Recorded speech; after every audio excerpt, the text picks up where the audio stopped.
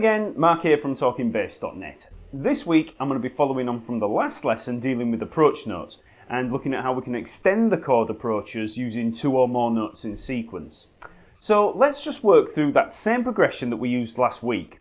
We're going to have C major for 2 bars, F major for 1 bar and G major for 1 bar. So that's a 1-4-5 progression in the key of C major. So in the last lesson we used the parent scale of C major to approach the chords when using the diatonic approach notes, and then we used chromatic approach notes by just approaching from a half step or a fret either side of the chord. Now if you don't understand any of that, then just go over that lesson and I'm sure that you'll be fine. So to begin with, let's just familiarise ourselves with the root notes of the progression. So for this lesson we're going to restrict ourselves to the C here at the 3rd fret of the A string, F at the 3rd fret of the D string and the G at the 5th fret of the D string. And we're going to restrict ourselves in this way so that we don't have any problems with understanding any of the other parts of the technique. So I'll just run through those chords there, just sticking to the root notes first of all, and you can download that backing track from talkingbass.net, just follow the link below, and here's the backing track.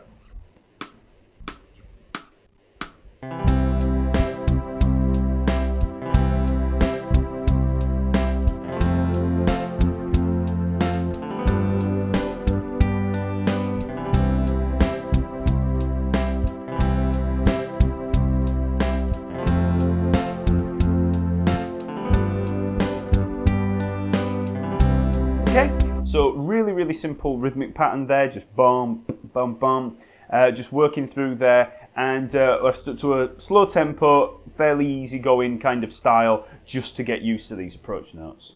So for the diatonic approaches, we just approach the target, the next chord, with a note either side of it, and we're drawing from that C major scale. So to approach the F, we could use the E or the G. To approach the G, we could use the F or the A, so that's a note either side. And to approach the C again, we could use the B or the D, okay? So you want to just mix these up, as you're working through. So as an example, we might have something like this.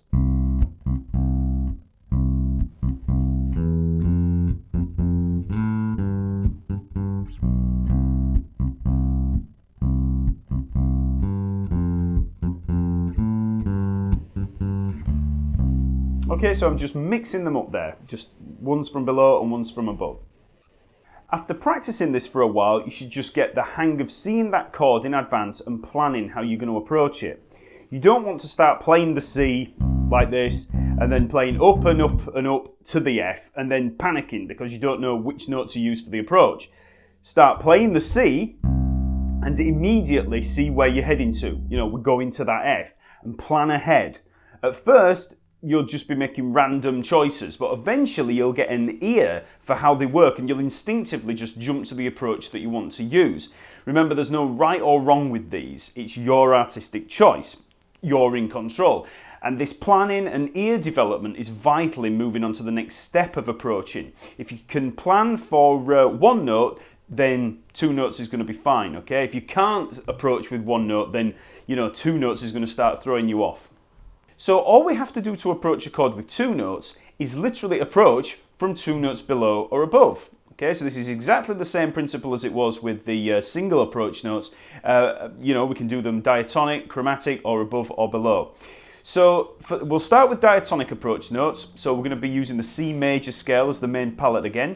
So just familiarise yourself with the C major pattern in that area. We've got C, D, E, F, G, A, B, C.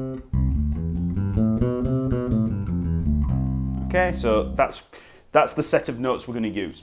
So I'll just work through. So we'll start with diatonic approach notes and we'll just start by approaching from below. So I'll work through the progression and you'll see how this works. So if we start on C, we've got the 2 bars. To approach the F now, before we approached from below, we approached with the E.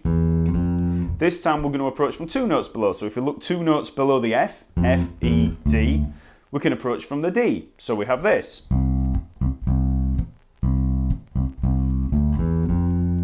So that's all I did, D, E, F. So I approach from 2 notes below the target. So then when we go to the G, have a look 2 notes below it, we've got G, F and E, so we're going to approach from the E. That's 2 notes below. So again, from the beginning.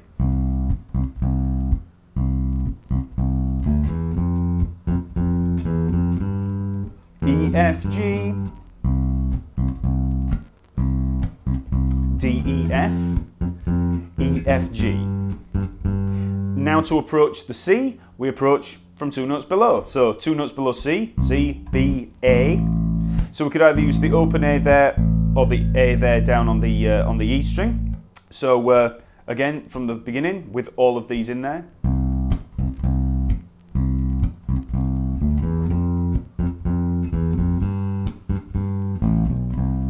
Okay, so I just started on the open A, B, C. Okay, so that's diatonic approach notes, double diatonic approach notes from below.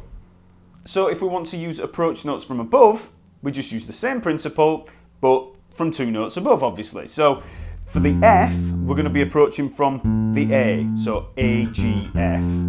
Then for the G, we're going to be approaching from the B, so B, A, G.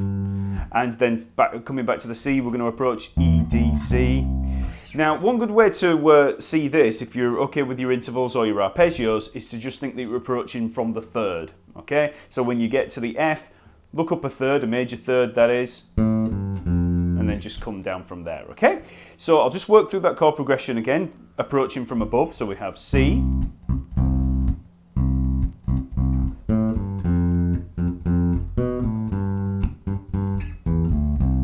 okay, so each time I'm just approaching from that third above. So now let's try it with the backing track just to hear how this sounds with the backing. And first time through I'll play with the approaches from below, second time through I'll approach from above. Okay?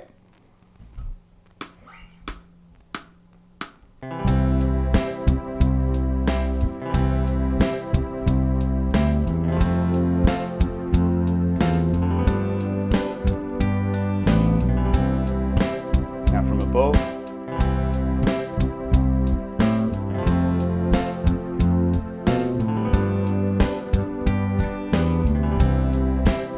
Below again.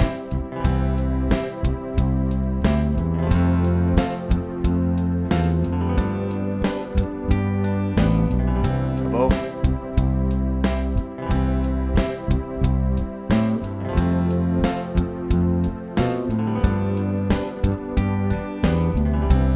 Okay. Now, because that practice can become a bit obvious and monotonous, it's worth starting with just the root notes, no approaches, and then trying out different approaches over a longer period of time. It's worth being a little more sparing than that forced approach, you know, from above, below, you know, like we tried in the exercise.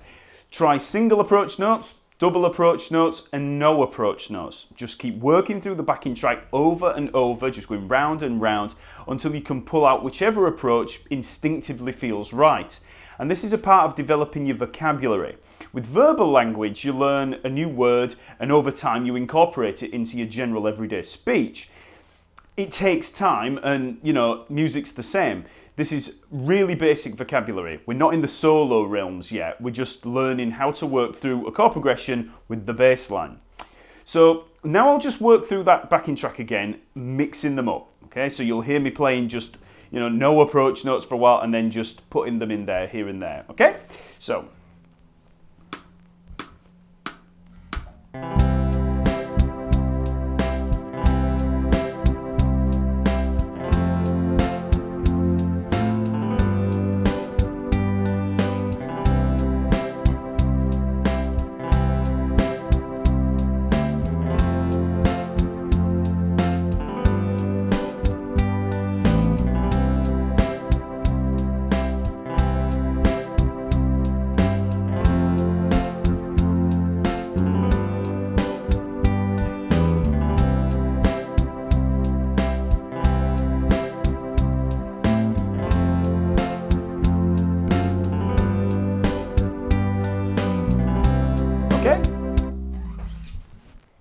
So that's diatonic approaches. Now let's try chromatic approaches. So just like last time, this is actually much easier because we're just going to approach from 2 frets above or below the target. We don't have to start looking at the scale. So I'll just work through from below first of all. So we're on C. So to work up to the F, we'll approach from the E flat. So that's 2 frets below. So, and then for the G, we work up there from the F. F, F sharp, G. Okay, so C, E flat, E, F, F, F sharp, G, and then back to the C with B flat, B, C. Okay, so.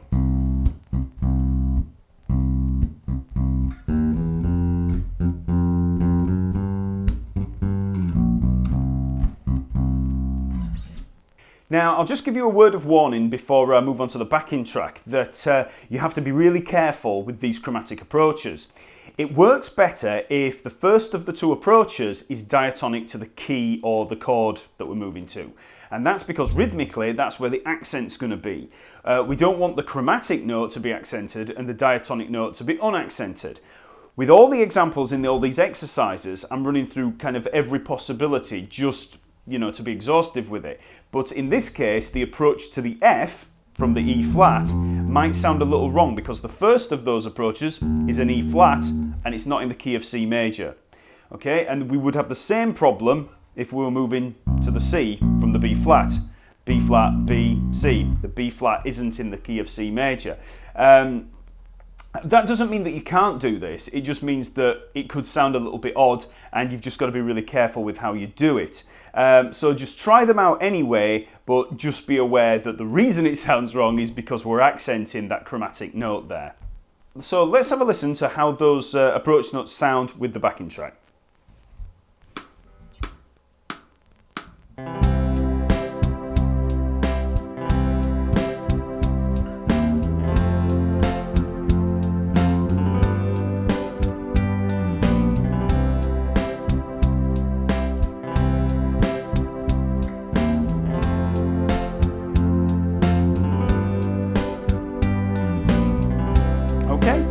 And one of the reasons that it works okay with this backing track is because those chords are just triads. We've just got C major, F major, G major. We don't have C major 7, F major 7, G7, anything like that.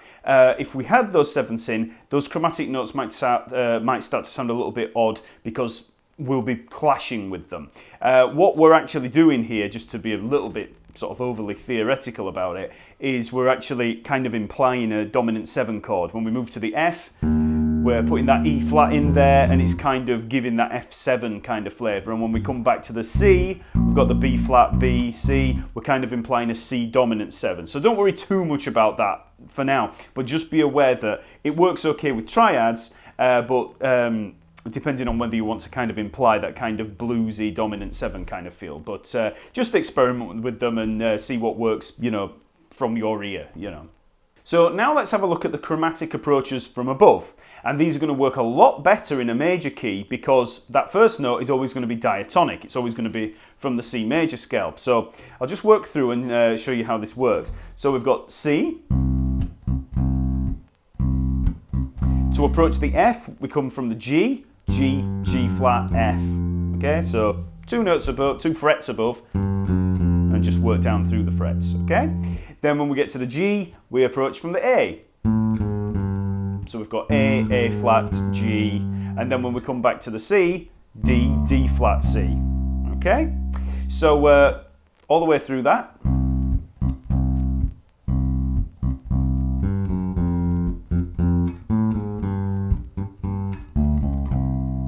Okay, so they're chromatic approach notes, double chromatic approach notes from above.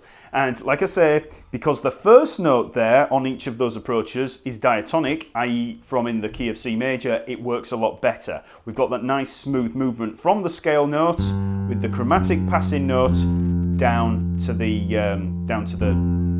target chord. Okay, so and that's a good point to mention is that what we're actually doing is using chromatic passing notes. So we've got a normal scale note and then we've got a chromatic passing note. And if you don't know anything about chromatic passing notes or neighbour notes or anything like that, I do have a lesson available all about that stuff. So go check that out.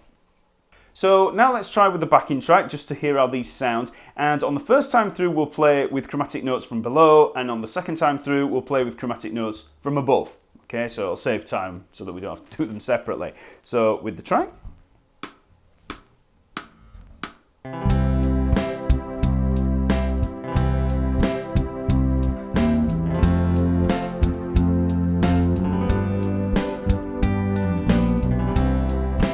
Now from above.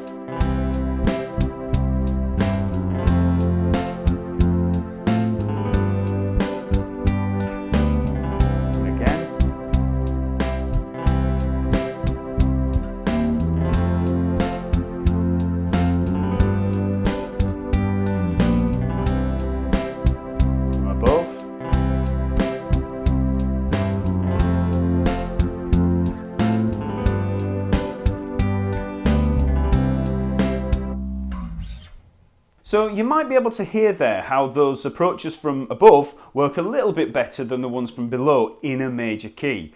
In upcoming lessons, I'm going to be trying some different progressions and different keys where the approach from below might be a little bit better. But for now, we'll restrict ourselves to the major key just to avoid covering too much information. Now finally, I'll run through the progression again, mixing up every approach that we've tried so far. Diatonic and chromatic, singles and doubles. And don't forget to make the most of no approach notes, okay? Too many approaches can become too repetitive and busy. So here I'll work through them with the track, and you can just have a listen to how they work. And this should be the main practice for this. At first, just try doing them in isolation, you know, chromatic ones from above, chromatic ones from below, etc. But then once you can do that, and once you feel a bit more comfortable with it, just try taking the backing track and going round and round and round, and then just putting in the ones that you feel like you want to use at that point. You're really aiming to just be instinctive with this. You don't want to be thinking, what am I going to use? Oh, I know, I'll try a chromatic one because I didn't try that. It doesn't want to be like that. You want to follow your ear. Just follow, you know, the artistic side of you, you know, for want of a better term. Just, you know, think about what you want to play and just let your ear be your guide, okay? So here it is with the backing track.